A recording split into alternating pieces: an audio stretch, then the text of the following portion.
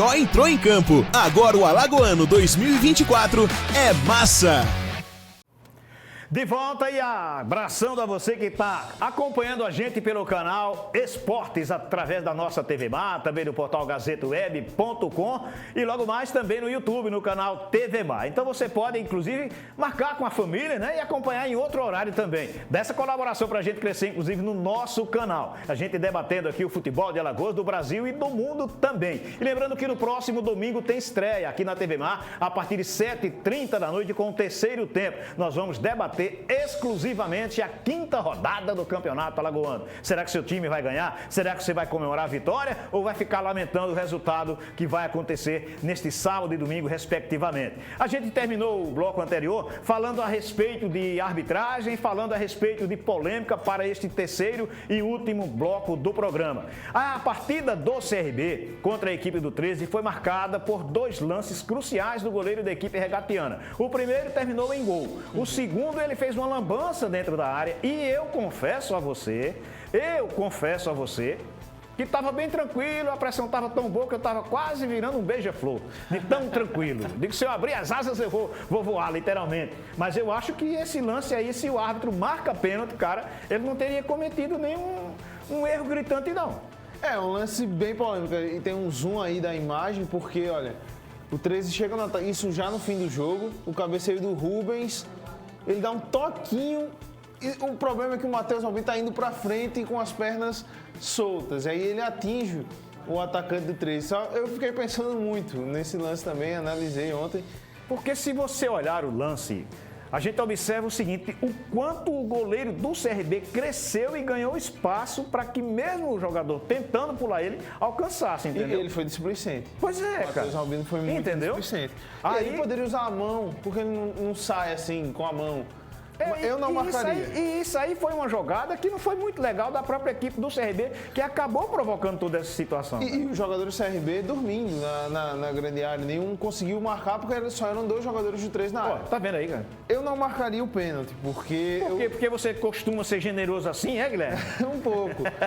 Mas eu analiso pelo toque que o meia do Edmundo dá pra frente. Ele toca, aí depois tem um choque com o Matheus Albino, ele que já tá indo pra frente também. Eu não marcaria por essa questão. Mas, assim, se o árbitro tá numa noite ruim ou numa noite boa, depende do ponto de vista, ele poderia ter marcado e não seria tão absurdo assim, porque o Matheus, ele sai demasiado da sua pequena área e atinge o jogador do 13 ao choque. Eu não marcaria, por conta desse ângulo, ó. O Edmundo pula o Matheus, então eu não vejo um choque direto como falta, um lance faltoso. Mas, mesmo assim, o 13 ficou perto de vencer o jogo. Né? Pois é, exatamente. E a gente percebeu que se o CRB não sentiu o gol, mas a equipe do 13 sentiu demais. Quando aconteceu o gol, era uma lamentação só de atacantes, de defensores da equipe do 13, mas enfim, o jogo terminou no empate em 1-1. Agora é interessante como esse ano, dar o desconto, mas eu confesso que não, porque o conhecimento você não perde nas férias. Você perde condicionamento físico. E a gente está tendo campeonato carioca constantemente. O Vasco reclamou muito do árbitro desse meio de semana no clássico contra a equipe do Fluminense. O clássico paulista, São Paulo Santos. A arbitragem foi inclusive afastada, a Edna Batista foi afastada pela Federação Paulista de Futebol. Pernambuco também tem reclamação constante de arbitragem, enfim. E isso é uma coisa que a gente vem repetindo desde o ano passado, na primeira divisão, como também na Série B do Campeonato Brasileiro. Há tempo, se bem que todas as federações, inclusive a CBF, elas promovem um congresso técnico no final do ano, aliás, um congresso técnico, um encontro com os árbitros, que se chama pré-temporada, para poder alinhar muitas coisas para o ano seguinte. E dá tempo para preparar essa turma muito mais, ainda para uma Série B, para uma Série C, enfim, para todos os campeonatos, porque em determinada situação há um prejuízo reconhecido pela CBF, reconhecido pela federação, mas que o time não recupera os pontos. E esses dias a gente teve um caso até muito grave na terceira divisão do Campeonato Paulista, um jogo do Catanduva, que houve 6 substituições para o Catanduva e o tribunal teve que mandar refazer o jogo por conta desse erro, que é um erro que a gente considera infantil. Todo mundo sabe que são 5 substituições no máximo, mas essa situação no futebol brasileiro é grave há muito tempo e isso tem que mudar urgentemente, tem que haver uma profissionalização, da arbitragem brasileira, porque imagina, você é árbitro e você precisa focar, claro, na sua profissão de árbitro, mas você não é uma profissão. Pela Constituição não é uma profissão. Aí você precisa se dedicar à arbitragem, parte do seu tempo, metade do seu dia se dedicar a aprender, a se preparar fisicamente também as regras, mas você tem ainda uma outra profissão porque você não consegue, não pode se dedicar totalmente à arbitragem porque você recebe por jogo. E aí quando precisa punir o árbitro, você faz o quê? Você não deixa ele, sei lá, de férias, você bota ele para um outro jogo. Se o cara errou em uma partida, o que impede ele de errar na próxima? Isso não é aprendizado, pelo menos. Eu acho curioso, eu ia dizer interessante, mas não é interessante, é curioso, porque o cara erra na Série B, aí ele não pega a geladeira e apitar na Série D. Ou C. Erra na Série A, aí vai para a Série B. Então você está punindo o árbitro ou está punindo a divisão inferior? Pois é. Entendeu? Pelo cara que vai, entre aspas, sem a qualificação, né? Outra coisa que aconteceu nesse meio de semana, aconteceram jogos, a equipe do Cruzeiro no Campeonato Mineiro terminou perdendo, galera. Perdendo dentro de casa ainda, no Mineirão. No clássico pro Como é futebol? Mineiro. O cara ganha do Atlético Mineiro e de repente perde para um adversário menor, né? Apesar de ser clássico também, né? O América vem de um rebaixamento para a Série B. E é uma América que está em uma fase de construção. O Cruzeiro já é uma equipe mais compactada. Tem um novo técnico, chegou lá do Leão do México, mas é um Cruzeiro ainda em evolução. O Campeonato Mineiro tá bem legal de acompanhar nessa temporada. Tá bom. E inclusive o técnico Filipão essa semana estava aqui meio falando do torcedor, porque uma hora você tá no céu, outra hora tá literalmente no inferno, né, velho? E o Atlético vem do empate com o Tombense dentro de casa, incomoda. E é bom a gente se atentar nesse Campeonato Mineiro, porque o CSA vai enfrentar um dos times, que é o Atlético e o Tombense na Série C. E são duas equipes que estão mostrando bons inícios de temporada, enquanto o CSA mostra um início de temporada ruim. Então a gente já começa a criar uma expectativa para a Série C que não vai ser tão fácil assim, não. Eu começo sempre a analisar a situação, por exemplo, de um time que vai participar de uma Série B, porque, por exemplo, durante muito tempo, o CRB ele fazia dois times. Um para participar do Campeonato Alagoano, o outro para participar do Campeonato Brasileiro da Série B. E aí depois você tem o entrosamento. Né? Porque você tem um time para participar da competição, com uma semana após, você tem um outro campeonato. Então, às vezes, você não tem o tempo suficiente para ajustar o time, taticamente, principalmente. E eu vejo o lado emocional, o lado de campanha também, reflete muito no momento que o time vive quando vai começar uma competição nacional. Por exemplo, se o CSA não faz um bom campeonato alagoano, mentalmente, como ele chega para disputar uma Série C, que o torcedor ele vai dispensar tudo. Mas se o CSA chegar na Série C e conquistar o acesso, caso contrário, ele vai dizer que está tudo perdido. E já é reincidente isso no CSA. Fez a mesma coisa no ano passado. Começou a temporada com um time, se desfez de 90% de jogadores, contratou novos com expectativa, foi toda uma falação e não deu certo. Não encaixou e está caminhando para uma situação parecida esse ano. Claro que a gente não pode prever, pode a gente queimar a língua e o CSA ser campeão da Série C, bicampeão. Mas o que se desenha é um CSA que vai sofrer mais uma vez, porque é uma equipe que não tem um planejamento certo, ele não tem uma convicção das contratações que faz, seja em jogador, seja em treinador. O Marcelo Cabo já está sofrendo pressão para sair também. Imagina se perde amanhã. Imagina. Será que rola a cabeça, cara?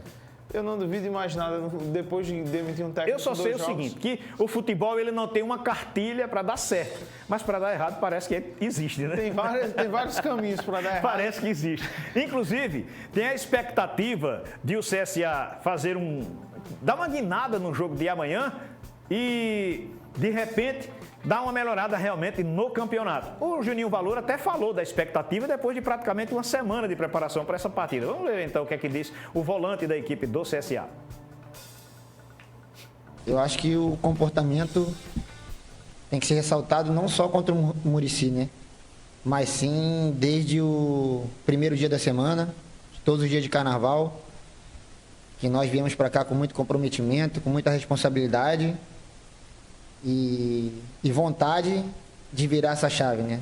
Porque a gente está nessa grande instituição, a gente sabe a responsabilidade que é. Então, com essa semana de trabalho, o professor Marcelo começou a colocar um pouco da metodologia dele, aprimoramos a parte física, aprimoramos os conceitos táticos, então a gente está, sim, bastante confiante que a gente possa dar uma resposta positiva no sábado.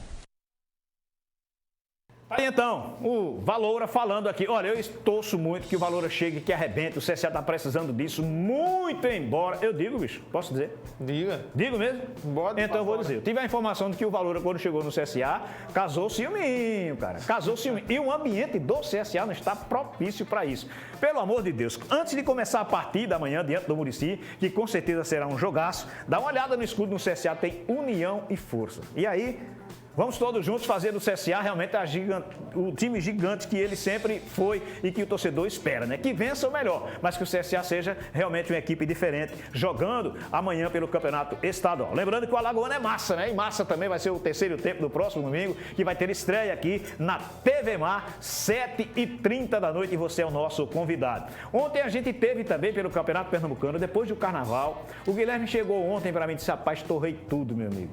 Torrei minha grana toda nesse carnaval. E tem muita gente que acontece isso, né? Eu nem torrei grana porque eu não tinha grana, sabe? Eu nem torrei grana porque não tinha grana. Mas enfim, o estádio do Arruda recebeu ontem mais de 13 mil torcedores. A renda superior a 280 mil reais. E o Santa ficou no empate em 0-0 diante da equipe do Retrô. Retrô muito melhor no primeiro tempo e a equipe do Santa um pouco melhor no segundo tempo, mas o empate foi justo para as duas equipes. Agora, impressionante a força dessa torcida, né, cara? É impressionante e chega a chatear, né, Orlando, a situação que o Santa Cruz em campo proporciona à sua torcida. Porque o Santa Cruz, a gente cansa de falar o tamanho do potencial que o Santa Cruz tem, principalmente como marca, como clube. Pô, o Arruda é um estádio enorme. A torcida, numa quinta-feira à noite, com um dos piores elencos que o Santa Cruz já formou, porque não tem nem divisão nacional, tá lá apoiando a equipe e dando renda ao Santa Cruz. Porque eu tenho certeza que se não fosse a torcida, o Santa Cruz já teria falido há muito tempo. Porque hoje a crise financeira que o Santa Cruz enfrenta é impressionante. E é a torcida que faz o Santa Cruz muitas vezes competir com equipes mais endinheiradas. O Retrô hoje é uma equipe à frente do Santa Cruz, claro que não em história, mas em termos técnicos, em termos de estrutura. Um absurdo, é quase colossal o que o Retrô conseguiu construir em tão pouco tempo. Só que machuca muito o torcedor do Santa Cruz hoje, porque hoje ele é o quinto do estado. Porque você tem Sport, tem Náutico, tem o Retrô e tem o Petrolina, que hoje tem divisão e o Santa Cruz não tem. Então, o potencial do Santa Cruz é absurdo. A busca, claro, é por uma divisão nacional. Vejo o título pernambucano muito distante. Apesar É sonho, né? É sonho. E sonho nem sempre acontece. Olha, eu quero abraçar você que esteve conosco do início ao fim, acompanhando o programa Canal Esportes. Ele será reprisado também pela TV Mar durante o dia, também pelo canal no YouTube. TV Mar, você pode acompanhar o programa. A gente volta na próxima segunda-feira. Lembrando que próximo domingo, 7h30 da noite, tem estreia aqui da TV Mar com o terceiro tempo debatendo o futebol de Alagoas. Você sabe, Campeonato Alagoano 2024 é massa. Guilherme, bom fim de semana de trabalho para você, viu, Guilherme? muito trabalho, mas estamos juntos. A gente gosta, né? É porque é massa. É isso mesmo. Grande abraço para todos. Até a próxima segunda-feira com o Canal Esportes e no próximo domingo com o terceiro tempo. Encontro marcado.